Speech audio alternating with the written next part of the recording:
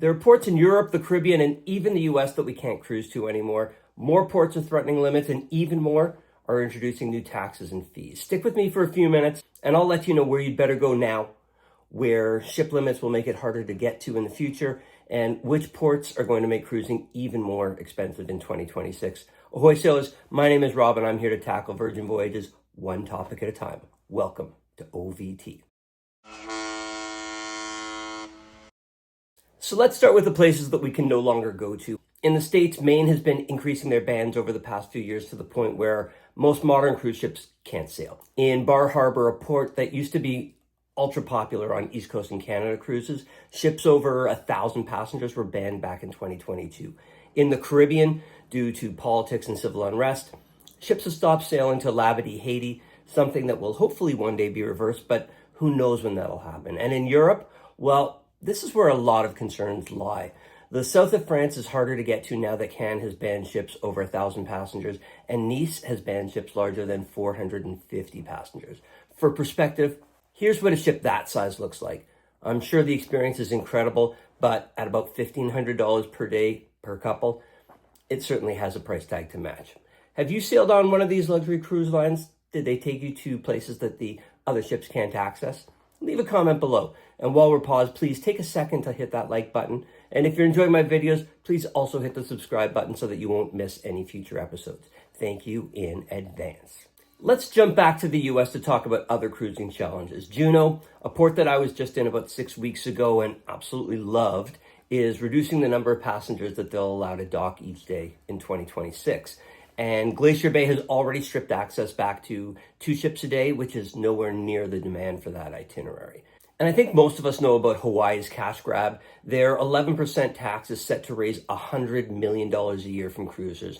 And we're already hearing stories about this costing families a few $100s more than they were originally quoted for their cruise. There's been serious talks of ships just pulling out of the region, but at best, you'll need to plan to dig deeper into your pocket if you want to explore Hawaii by sea. And then finally, even Key West is in jeopardy.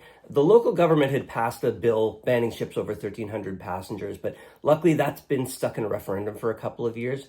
And while it's in limbo, there are still larger ships docking there. We were there in 2024 aboard Virgin Scarlet Lady, my favorite ship, and we really liked it. I'd totally go back. And hopefully the ban will remain in limbo, but I guess my point is, who knows? Shifting south into the Caribbean, Mexico is quadrupling their non-resident duty, increasing it from $5 to $21 a passenger. That's not going to end cruising there by any stretch, but their government actually approved a $42 duty originally, which almost definitely would have seen at least some ships go into different Caribbean ports. And there are already limits at some of those ports, with even more coming. Bonaire is limited to 1 large ship a day, and port fees and taxes are going up in others. Bermuda has approved a $40 travel authorization fee, and Saint Martin is now voting on a proposed visitor tax increase as well. Over the pond, things are definitely more challenging in Europe. Amsterdam has been plagued with locals taking action. A group called Extinction Rebellion, well, they've blocked cruise ships from entering the ports over the last year or two, and the government response has been to placate them and to reduce access from 190 ships a year to just 100. And that starts in January 2026. Down in Barcelona, well, they no longer allow ships into their northern terminal at all, and that's cut back the city's cruise access from 10 to 7 ships a day. And by 2030, that's going to be reduced to just 5 a day.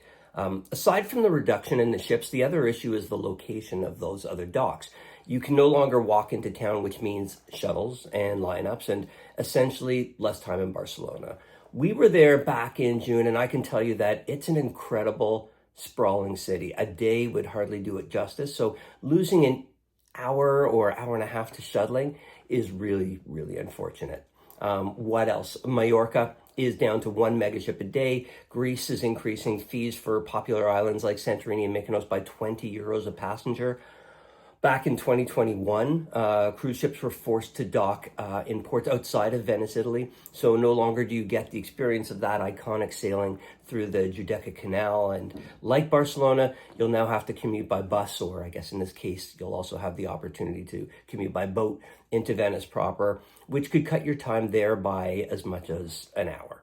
My point in all this, don't wait. At best, you're going to be paying more in the future. And at worst, the list of places that ships can no longer go will start to include some of those that are on your bucket list. I've been saying for a few years now, life is short, the world is big, and I want to experience more of it. If you agree, maybe just pay attention to some of these changes and plan those trips that are most likely to be affected sooner than later. Well, that's where you'll be challenged to cruise in the future, and that's my one virgin topic for today. Do you have any questions? Are there any topics that you'd like to hear about?